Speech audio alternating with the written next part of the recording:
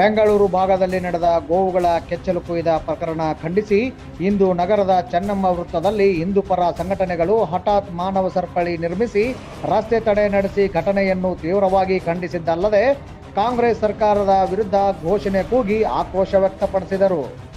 ಇದೇ ವೇಳೆಗೆ ಜಿಲ್ಲೆಯ ವಿವಿಧ ಮಠಾಧೀಶರು ಪ್ರತಿಭಟನೆಯಲ್ಲಿ ಭಾಗವಹಿಸಿದ ಅವರು, ಹಳೆದ ತಾಯಿ ಅವಧಿವರೆಗೆ ಮಗುವಿಗೆ ಹಾಲುಣಿಸಿದರೆ ಗೋಮಾತೆ ತನ್ನ ಇಡೀ ಸರ್ವಸ್ವವನ್ನ ಮಾನವ ಕುಲಕ್ಕೆ ಧಾರೆ ಎರೆದಿದ್ದಾಳೆ. ಅಂತಹ ಗೋಮಾತೆಯ ಕೆಚ್ಚಲು ಕತ್ತರಿಸುವುದು ಎಂದರೆ ಯಾವ ಧರ್ಮ ಎಂದು ಪ್ರಶ್ನಿಸಿದ್ದಲ್ಲದೆ ತಪ್ಪಿತಸ್ಥರ ವಿರುದ್ಧ ಶಿಕ್ಷೆಯಾಗಬೇಕು ಹಾಗೂ ಆ ಶಿಕ್ಷೆಯನ್ನು ಸಾರ್ವಜನಿಕವಾಗಿ ಪ್ರಕಟಿಸಬೇಕು ಎಂದು ಆಗ್ರಹಿಸಿದ್ದಾರೆ. ಇನ್ನು ಚೆನ್ನಮ್ಮ ವೃತ್ತದಲ್ಲಿ ಹಠಾತ್ ಆಗಿ ನಡೆದ ಮಾನವ ಸರಪಳಿ ಪ್ರತಿಭಟನೆಯಿಂದಾಗಿ ಸಾರ್ವಜನಿಕ ವಾಹನಗಳು ಹಾಗೂ ಬಸ್ಸುಗಳು ಸಾಲುಗಟ್ಟಿ ನಿಂತಿದ್ದರಿಂದ ಸಾರ್ವಜನಿಕ ಸಂಚಾರಕ್ಕೆ ಕೆಲಕಾಲ ಅಡ್ಡಿಯುಂಟಾದ ಪರಿಸ್ಥಿತಿಯು ಉಲ್ಬಣಗೊಂಡಿತ್ತು. ನಂತರ ಸ್ಥಳಕ್ಕೆ ಬಂದ ತಹಸೀಲ್ದಾರ್ ಪ್ರತಿಭಟನಾ ನಿರತರಿಂದ ಮನವಿ ಸ್ವೀಕರಿಸಿದ ಬಳಿಕವೇ ಸಾರ್ವಜನಿಕ ಸಂಚಾರ ಯಥಾಸ್ಥಿತಿಗೆ ಬಂದಿದೆ. MR Dakhani, power city news, Hubballi.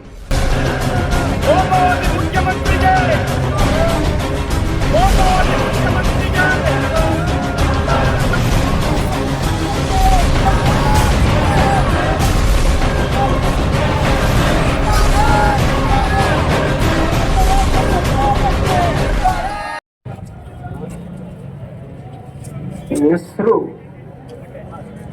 ಗೋಮಾತೆಯ ಕೆಚ್ಚಲನ್ನು ಕತ್ತರಿಸಿ ಹಾಕಿದ್ದಾನೆ. ಗೋಮಾತೆ ನಮ್ಮ ರಾಷ್ಟ್ರೀಯ ಆರೋಗ್ಯ ಸಂಪತ್ತನ್ನ ಅನುಗ್ರಹಿಸಿರುವಂತಹ ಒಬ್ಬ ಶ್ರೇಷ್ಠ ಮಾತೆ. ನಮ್ಮ ದೇಶದ ರಾಷ್ಟ್ರೀಯ ಕೃಷಿಗೆ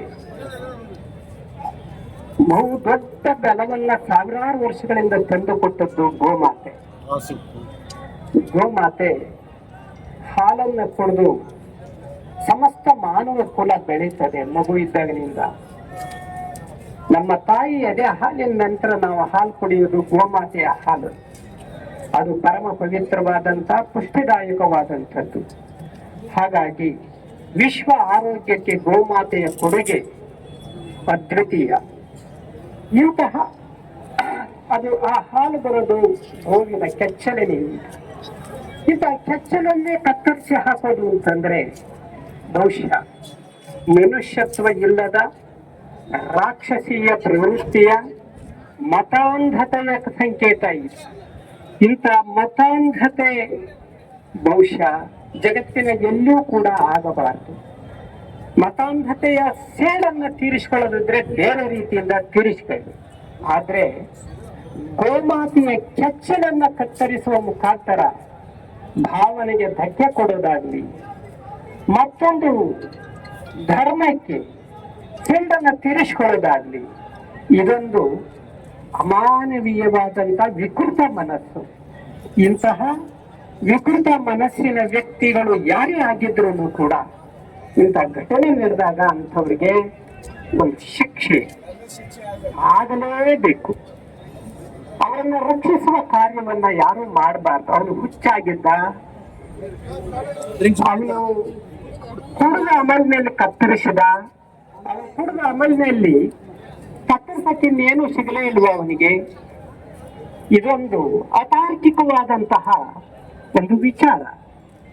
ಇದರಲ್ಲಿ ಅಂಥವನ್ನ ವಿಚಾರವನ್ನ ರಕ್ಷಣೆ ಮಾಡುವಂತ ಇದಕ್ಕೆ ಸರ್ಕಾರ ಏನಾದ್ರೂ ಬೆಂಬಲ ಕೊಟ್ರೆ, ಸರ್ಕಾರದ ಆಡಳಿತದ ವೈಫಲ್ಯತೆ ಮತ್ತು ಸರ್ಕಾರ ಒಂದು ಒಂದು ಜನಾಂಗದ ಭಾವನೆಗಳಿಗೆ ಅದು ಸ್ಪಂದಿಸಿ ಇಂಥದ್ದನ್ನ ಮಾಡೋದು ಸರ್ಕಾರಕ್ಕೆ ಶೋಭೆ ತರುವುದಿಲ್ಲ. ಆದ್ದರಿಂದ ಈ ಕೆಲಸ ಮಾಡಿರುವಂತಹ ಹೀನ ಕೃತ್ಯ ಮಾಡಿರುವಂತಹ ವ್ಯಕ್ತಿಗೆ ನುಸ್ರುಗೆ ಶಿಕ್ಷೆ ಸರ್ಕಾರ ಕೊಡಬೇಕು. ಆ ಮೂಲಕ ನಮ್ಮ ದೇಶದ ಯಾವುದೇ ಮೂಲೆಯಲ್ಲಿ ಇಂತಹ ಹೀನ ಕೃತ್ಯ ನಡೆಯದ ಹಾಗೆ ಒಂದು ಎಚ್ಚರಿಕೆಯ ಸಂದೇಶವನ್ನ ಇಡೀ ನಮ್ಮ ದೇಶಕ್ಕೆ, ಜಗತ್ತಿಗೆ ಕೊಡಬೇಕು ಅನ್ನೋದು ನಮ್ಮ ಆಶೆ ಆಗಿದೆ. ಆದ್ದರಿಂದ ತಾವೆಲ್ಲ ಇಷ್ಟು ಜನ ಗೋಭಕ್ತರು ಇಲ್ಲಿ ಸೇರಿ ನಮ್ಮ ದೇಶದ ನೀವೆಲ್ಲರೂ ತಮ್ಮ ಭಾವನೆಯನ್ನ ಹಂಚಿಕೊಂಡಿದ್ದೀರಿ. ಈ ಭಾವನೆಗಳನ್ನ ಅರ್ಥ ಮಾಡಿಕೊಂಡು ಸರ್ಕಾರ ಆದಷ್ಟು ಬೇಗ ಆತನಿಗೆ ಶಿಕ್ಷೆ ಕೊಡಬೇಕು. ಶಿಕ್ಷೆ ಏನ್ ಕೊಟ್ರು ಅನ್ನೋದು ಗೊತ್ತಾಗ್ಬೇಕು ಅಂತ ನಮ್ಮ ಮಾತಾಜಿ ಹೇಳಿದ್ದಾರೆ. ಯಾಕಂದ್ರೆ ಯಾವಾಗ್ಲೂ ಕೂಡ ಇಂಥದ್ದೆಲ್ಲ ಆದಾಗ ಸಮಿತಿ ನೇಮಿಸಿದು, ಎನ್ಕ್ವೈರಿ ಆಯ್ತು, ಇನ್ವೆಸ್ಟಿಗೇಷನ್ ಆಯ್ತು, ಆಮೇಲೆ ಏನಾಯ್ತು ಅಂತ ಗೊತ್ತಾಗದೇ ಇಲ್ಲ. ಆದ್ದರಿಂದ ಇಂಥ ಸಂದರ್ಭಗಳು ಬಂದಾಗೆಲ್ಲ ಸರ್ಕಾರ ತುಂಬಾ ಎಚ್ಚರಿಕೆಯಿಂದ ಒಂದು ಪಾದ ಇಡಬೇಕು, ಕಾಲಿಡಬೇಕು, ಹೆಜ್ಜೆ ಇಡಬೇಕು. ಆ ಮೂಲಕ ತನ್ನ ವಿಶ್ವಾಸಾರ್ಹತೆಯನ್ನ ಸಾರ್ವಜನಿಕರಲ್ಲಿ ಉಳಿಸ್ಕೋಬೇಕು ಅಂತೇಳಿ ಈ ಸಂದರ್ಭದಲ್ಲಿ ನಾನು ಹೇಳಲಿಕ್ಕೆ ಇಷ್ಟಪಡ್ತೀನಿ. ಆ ಕಾರಣದಿಂದ ತಾವೆಲ್ಲ ಗೋಭಕ್ತರಲ್ಲಿ ಸೇರಿ ಒಳ್ಳೆಯ ಒಂದು ಸ್ಪಂದನೆ ಕೊಟ್ರಿ ಅನ್ನೋ ಭಾವನೆಯನ್ನು ವ್ಯಕ್ತಪಡಿಸಿ ನಮ್ಮ ಭಾರತೀಯ ಅಕ್ಕವರು ಬಹಳ ಒಳ್ಳೆಯ ಕಾರ್ಯಕ್ಕೆ, ಒಂದು ವಿಚಾರಕ್ಕೆ ನಾಂದಿ ಹಾಕಿದ್ರು. ನಮ್ಮಲ್ಲಿ ಬಂದು ಹೇಳಿದಾಗ ಆ ಕೂಡಲೇ ಸ್ಪಂದಿಸಿದಾಗ ಇಷ್ಟು ಗೋಭಕ್ತರು ಒಂದೇ ದಿವಸದಲ್ಲಿ ಸ್ಪಂದಿಸ್ತಾರೆ ಅನ್ನುವಂತ ಆಶ್ಚರ್ಯ ನಮಗಾಗಿದೆ. ನಿಜವಾಗ್ಲೂ ನಮ್ಮ ದೇಶದಲ್ಲಿ ಇನ್ನೂ ಹಿಂದೂಗಳಿದ್ದಾರೆ, ಗೋಭಕ್ತರಿದ್ದಾರೆ ಅನ್ನೋದನ್ನ ನೀವೆಲ್ಲ ತೋರಿಸಿಕೊಟ್ಟಿದ್ದೀರಿ ಅಂತ ಹೇಳಿ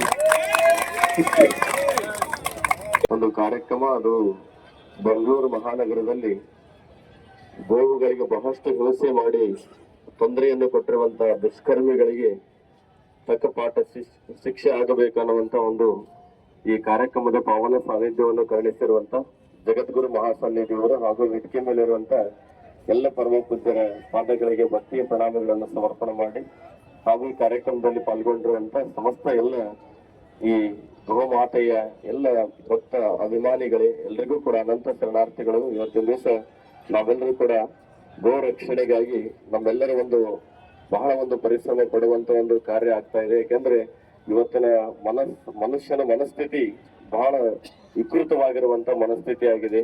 ಅಂತಹ ವಿಕೃತಿ ಮನಸ್ಸುಗಳಿಗೆ ತಕ್ಕ ಪಾಠವನ್ನು ಕಲಿಸಬೇಕನ್ನುವಂತ ಒಂದು ಎಚ್ಚರಿಕೆಯ ಒಂದು ಈ ಹೋರಾಟ ಅನ್ನುವಂತ ಮಾತನ್ನ ಸಂದರ್ಭದಲ್ಲಿ ಹೇಳಲಿಕ್ಕೆ ಇಚ್ಛೆ ಪಡ್ತೇನೆ. ಎಲ್ಲ ಸ್ವಾಮಿಗಳು ಒಂದು ಮಾತು ಹೇಳಲಿಕ್ಕೆ ಇಚ್ಛೆ ಪಡ್ತೇವೆ ಎಲ್ಲರಿಗೂ. ಎಲ್ಲ ಸ್ವಾಮಿಗಳು ಬರೀ ಶಾಸ್ತ್ರಗಳನ್ನು ಹೇಳೋದಷ್ಟೇ ಮಾಡೋದಿಲ್ಲ, ನಾವು ಸಂದರ್ಭ ಸಮಾಜಕ್ಕೆ ಧಕ್ಕೆ ಬಂದಾಗ ಶಸ್ತ್ರಗಳನ್ನು ಕೂಡ ಹಿಡಿದು ಹೋರಾಟ ಮಾಡಲಿಕ್ಕೆ ಮೊದಲ ಸ್ವಾಮಿಗಳು ಸಿದ್ಧ ಅನ್ನೋದಕ್ಕೆ ಇವತ್ತಿನ ಈ ಕಾರ್ಯಕ್ರಮನೇ ಸಾಕ್ಷಿ ಅನ್ನುವಂಥದ್ದನ್ನು ಈ ಸಂದರ್ಭದಲ್ಲಿ ಹೇಳ್ಬೇಕಾಗುತ್ತೆ. ಅಂತಹ ಸಮಾಜಕ್ಕೆ, ನಮ್ಮ ದೇಶಕ್ಕೆ ಏನಾದ್ರೂ ಕೂಡ ತೊಂದರೆ ಬಂದ್ರೆ ಕಾವ್ಯ ಕುಲ ಎಂದೂ ಕೂಡ ಸುಮ್ಮನೆ ಕುಂದಿರಂಗಿಲ್ಲ ಅನ್ನುವಂತ ಮಾತನ್ನ ಈ ಸಂದರ್ಭದಲ್ಲಿ ಹೇಳಿ, ಇಂತಹ ಗೋ ರಕ್ಷಣೆಗಾಗಿ ನಾವೆಲ್ಲರೂ ಕೂಡ ನಿಮ್ಮ ಹಿಂದಿರ್ತೇವೆ, ಎಲ್ಲ ಸ್ವಾಮಿಗಳು ಜಗದ್ಗುರುಗಳ ಆದಿಯಾಗಿ ಅನ್ನುವಂತ ಮಾತನ್ನ ಹೇಳಿ ನಾವೆಲ್ಲ ನಮ್ಮೆಲ್ಲ ಒಂದು ಕರ್ತವ್ಯದ ಮಾಡುವಂಥದ್ದು. ನಾವು ಇನ್ನೂ ಹೆಚ್ಚು ಅವರಿಗೆ ಏನು ಹಿಂಸೆಯನ್ನು ಮಾಡಿದ್ದಾರೆ, ಅವರು ಹಿಂಸೆ ಮಾಡುವಂತ ವ್ಯಕ್ತಿಗಳಿಗೆ, ಅಂತಹ ವಿಕೃತ ಮನಸ್ಸುಗಳಿಗೆ ನಮ್ಮೆಲ್ಲ ಸ್ವಾಮಿಗಳು ಮತ್ತೊಂದು ಒಂದಿಷ್ಟು ಒಳ್ಳೆಯ ಮನಸ್ಸುಗಳನ್ನು ಹಾಕಿ ಅಂತ ಕೆಲಸ ಕಾರ್ಯಗಳನ್ನು ಮುಂದೆ ನಿರ್ಮಾಣಗಳಲ್ಲಿ ಮಾಡಬಾರದು ಅನ್ನುವಂತ ಆಶೀರ್ವಾದವನ್ನು ಅವರಿಗೆ ಮಾಡ್ಲಿ ಅನ್ನುವಂತ ಮಾತನ್ನ ಈ ಸಂದರ್ಭದಲ್ಲಿ ಹೇಳಿ, ಪೂಜ್ಯ ಸ್ವಾಮೀಜಿಗಳ ಪಾದಾರವಿಂದಗಳಿಗೆ ನಮಸ್ಕರಿಸಿ, ಸಮಸ್ತ ಮಾತೆಯರೇ ಹಾಗೂ ಮಹನೀಯರೇ, ಗೋವನ್ನು ನಾವು ಒಂದು ಪ್ರಾಣಿ ಅಂತ ತಿಳ್ಕೊಳ್ಳೋದಿಲ್ಲ. ಆಕೆಯನ್ನು ನಮ್ಮ ಸನಾತನ ಧರ್ಮದೊಳಗ, ಸಂಸ್ಕೃತಿಯೊಳಗ ಆಕೆಗೆ ಮಾತೃ ಸ್ಥಾನವನ್ನು ಕೊಟ್ಟೇವೆ. ನಾವು ಆಕೆಯನ್ನು ಕಾಮಧೇನು ಅಂತ ಹೇಳಿ ನಾವು ಪೂಜಿಸ್ತೇವೆ. ಈಗಾಗಲೇ ಆಕೆಯ ಮೇಲೆ ಅನೇಕ ಅತ್ಯಾಚಾರಗಳಾಗ್ಲಿಕ್ಕೆ ಹತ್ತಾವ. ಅದನ್ನ ಸಹಿಸಿ ಸಹಿಸಿ ನಮಗೂ ಸಾಕಾಗಿ ಬಿಟ್ಟದ. ಈಗ ಆಗಿರುವಂತ ಅಮಾನವೀಯ ಕೃತ್ಯ ಇತಿಹಾಸದೊಳಗ ಹಿಂದೆ ಎಂದೆಂದೂ ಆಗಿಲ್ಲ, ಮುಂದೆ ಆಗೋದು ಬೇಡ. ಈಗ ಆಗಿದ್ದಕ್ಕ ತಕ್ಕ ಶಿಕ್ಷೆಯನ್ನ ಕೊಡದ ಹೊರತು ನಾವು ಈ ಹೋರಾಟವನ್ನ ನಿಲ್ಲಿಸೋದು ಬೇಡ. ನಾವು ಗೋ ಮಾತೆಯನ್ನ ಪ್ರೀತಿಸ್ತೇವೆ, ಆರಾಧಿಸ್ತೇವೆ. ಒಂದು ಮನೆಯನ್ನ ಕಟ್ಟಿದಾಗ ಮೊದಲು ನಾವು ಪ್ರವೇಶ ಮಾಡೋದು ಗೋವನ್ನ. ಯಾಕಂದ್ರ ಸಕಲ ದೇವತೆಗಳು ಆಕೆಯ ಆಯಾ ಸ್ಥಾನ ಅಂತ ಹೇಳಿ ತಿಳಿದು ನಾವು ಆಕೆಯನ್ನ ಪೂಜಿಸ್ತೇವೆ. ಎಂತ ಆಕಳಿಗೆ ಭಯ ಅತ್ಯಾಚಾರ ಮಾಡ್ಯಾರಂದ್ರ ಆಕಳು ಒಂದು ಕರುವಿಗೆ ಹಾಲು ಕುಡಿಸ್ತಿತ್ತು. ಆ ಕರುವಿನ ಮುಖವನ್ನ ಆ ತಾಯಿ ನೋಡಿದಾಗ ಆ ವೇದನೆಯನ್ನು ತಾಯಿಯೇ ಬಂದಳು. ಎಂತ ಘೋರ ವೇದನೆ ಆಗ್ತದಂತ ಹೇಳಿ ಆ ಕರುವಿನ ಮುಖವನ್ನು ತಾಯಿ ನೋಡಿದಾಗ ಎಂತ ಮುಖ ವೇದನೆಯನ್ನು ಆಕೆ ಅನುಭವಿಸ್ತಾ ಇದ್ದಾಳೆ. ಆಕೆಯ ಹಾಲನ್ನು ಬತ್ತಿಸಲಿಕ್ಕಾಗಿ ಇಂಜೆಕ್ಷನ್ಗಳನ್ನ ಕೊಟ್ಟು ಡಾಕ್ಟರರು ಪ್ರಯತ್ನ ಮಾಡ್ಲಿಕ್ಕತ್ತಾರ. ಇದಕ್ಕೂ ಘೋರ ಅನ್ಯಾಯ. ಒಬ್ಬ ತಾಯಿಗೆ ಇನ್ನೇನಾಗಬೇಕು, ಎಷ್ಟು ಸಹಿಸಬೇಕು ನಾವು ಅಷ್ಟನ್ನು ಮಾತ್ರ ಸಹಿಸಬೇಕು. ಅದು ಮಾರ್ಜಿನ್ ದಾಟಿದರೆ ನಾವು ಬೀದಿಗಿಳಲೇಬೇಕಾಗ್ತದಂತ ಈ ಸಂದರ್ಭದೊಳಗ ಹೇಳ್ತೀನಿ. ಯಾವುದೇ ಕಾರಣಕ್ಕೂ ಗೋ ಮಾತೆಯನ್ನ ನಾವು ರಕ್ಷಿಸುವುದು ನಮ್ಮ ಧರ್ಮ ಅಲ್ಲ. ನಾವು ಆಕೆಯ ಋಣವನ್ನು ತೀರಿಸಲಿಕ್ಕಾದರೂ ಕಿಂಚಿತ್ತು ಒಂದು ಕೂದಲೆಷ್ಟಾದರೂ ನಾವು ಆಕೆಯ ಋಣವನ್ನು ತೀರಿಸಲಿಕ್ಕಾದರೂ ಪ್ರತಿಯೊಬ್ಬ ಸಮಸ್ತ ನಾಗರಿಕರು ಇದಕ್ಕೆ ಕೈ ಜೋಡಿಸಿ ನಾವೆಲ್ಲರೂ ಕೂಡಿ ಆಕೆಗೆ ನ್ಯಾಯವನ್ನು ಕೊಡಿಸೋಣ. ಶಿಕ್ಷೆಯನ್ನ ಈ ಕೃತ್ಯವನ್ನು ಮಾಡಿದವರಿಗೆ ಘೋರ ಅಪರಾಧ ಶಿಕ್ಷೆ ಆಗದ ಹೊರತು ನಾವು ಈ ಹೋರಾಟವನ್ನು ನಿಲ್ಲಿಸೋದು ಬೇಡ ಅಂತ ಈ ಸಮಯದಲ್ಲಿ ಹೇಳ್ತೀನಿ. ವಂದನೆಗಳು. जीवनं तथा ಪವಿತ್ರತಾ ಸ್ವರೂಪಿಣಿ ತಸ್ಮೈ ಗುರುವೋ ನಮೋ ನಮಃ. ಪವಿತ್ರೆಯರ ಪಾದಾರವಿಂದಗಳಲ್ಲಿ ವಂದಿಸುತ್ತಾ ಭಾರತ ಮಾತೆಯ ಪದತಲದಲ್ಲಿ ಸಾಷ್ಟಾಂಗ ಪ್ರಣಾಮವನ್ನು ಸಲ್ಲಿಸ್ತಾ ಗೋಮಾತೆಗೆ ಸಾಷ್ಟಾಂಗ ಪ್ರಣಾಮವನ್ನು ಸಲ್ಲಿಸ್ತಾ ವೇದಿಕೆಯ ಮೇಲೆ ಆಸೀನರಾಗಿರುವಂತಹ ಪರಮ ಪೂಜ್ಯ ಸ್ವಾಮೀಜಿಗಳಿಗೆ ಮಾತಾಜಿಗಳಿಗೆ ನನ್ನ ಪ್ರಣಾಮಗಳು. ಈ ಒಂದು ಅಮಾನವೀಯ ಕೃತ್ಯ ಏನ್ ನಡೆದಿದೆಯೋ ಇದಕ್ಕೆ ಒಬ್ಬ ವ್ಯಕ್ತಿಯ ಎಷ್ಟು ಕೀಳಮಟ್ಟದ ಒಂದು ವಿಚಾರಗಳ ಬಗ್ಗೆ ನಮಗ್ ಗೊತ್ತಾಗ್ತದೆ. ಏನಂತಂದ್ರೆ ದಯವಿಲ್ಲದ ಧರ್ಮ ಅಂತ ಹೇಳಿ ಹೇಳ್ತಾರೆ. ದಯ ಇಲ್ಲ ಅಂತಂದ್ರೆ ಅದು ಧರ್ಮ ಅಲ್ಲ ಅನ್ನುವಂಥದ್ದು. ಹಾಗಿದ್ರೆ ಯಾವ ಧರ್ಮದ ಪಾಲನೆಯನ್ನ ಇವತ್ತು ನಮ್ಮ ಬಾಂಧವರು ಮಾಡ್ತಾ ಇದ್ದಾರೆ, ಯಾವ ಧರ್ಮದ ಅನುಗುಣವಾಗಿ ಈ ಒಂದು ಅಮಾನವೀಯ ಕೃತ್ಯವನ್ನ ಮಾಡಿದ್ದಾರೆ, ಅದು ಒಂದು ಹಸುವಿನ ಮೇಲೆ. ಭಾರತಿ ಪಾಟೀಲ್ ಒಬ್ಬ ಬಹಳ ಚೆನ್ನಾಗಿ ಹೇಳಿದ್ರು. ಏನಂತಂದ್ರೆ ಗೋವು ಮಾತೆ ಅಂತ ಹೇಳಿ ನಾವು ಹೇಳ್ತೇವೆ. ಯಾವಾಗ ಭಾರತ ಮಾತೆಯ ಮೇಲೆ ಒಂದು ಸಂಕಷ್ಟ ಬಂದಿತ್ತು ಆವಾಗ ಎಲ್ಲ ಅವಳ ಧೀರ ಪುತ್ರ ಮತ್ತು ಪುತ್ರಿಯರು ಮುಂದೆ ನಿಂತು ಹೋರಾಟವನ್ನ ಮಾಡಿದ್ದು. ಅದರಿಂದ ಈಗ ನಮ್ಮ ಗೋಮಾತೆಗೆ ಒಂದು ಸಂಕಷ್ಟದ ಒಂದು ಪರಿಸ್ಥಿತಿ ಬಂದಿದೆ. ಈ ಸಂದರ್ಭದಲ್ಲಿಯೂ ಕೂಡ ನಾವು ಯಾರು ಕೂಡ ಹಿಂಜರಿಯದೆ ಮುಂದುವರೆದು ನಾವು ಹೋರಾಟವನ್ನ ಮಾಡ್ತೇವೆ. ಮತ್ತೆ ಹೋರಾಟ ಅಲ್ಲ, ಭಾರತಿ ಪಾಟೀಲ್ ಅಮ್ಮ ಹೇಳಿದ ಹಾಗೆ ನಾವು ಪ್ರತಿಭಟನೆಯ ಮಾಡ್ತಾ ಇದ್ದೇವೆ ನಿಜ.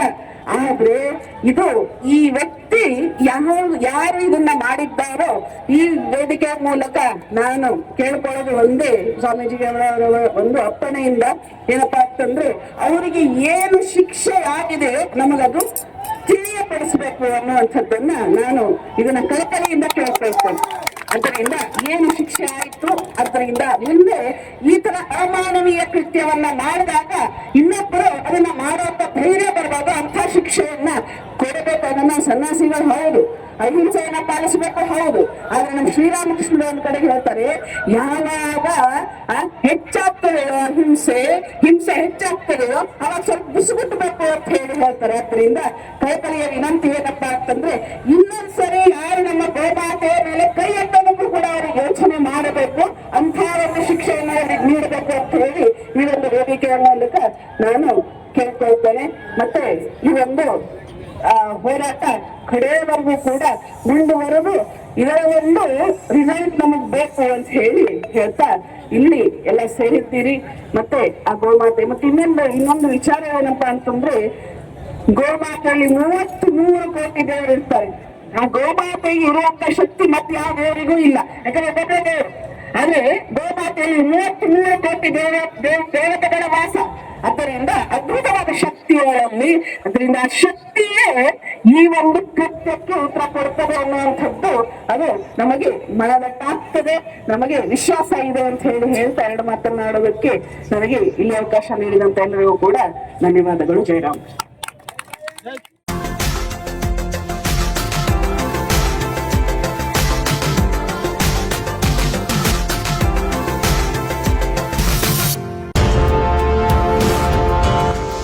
ನೀವು ನೋಡುತ್ತಿದ್ದೀರಾ ಪವರ್ ಸಿಟಿ ನ್ಯೂಸ್ ಕನ್ನಡ, ಸತ್ಯ ಸದಾಕಾಲ.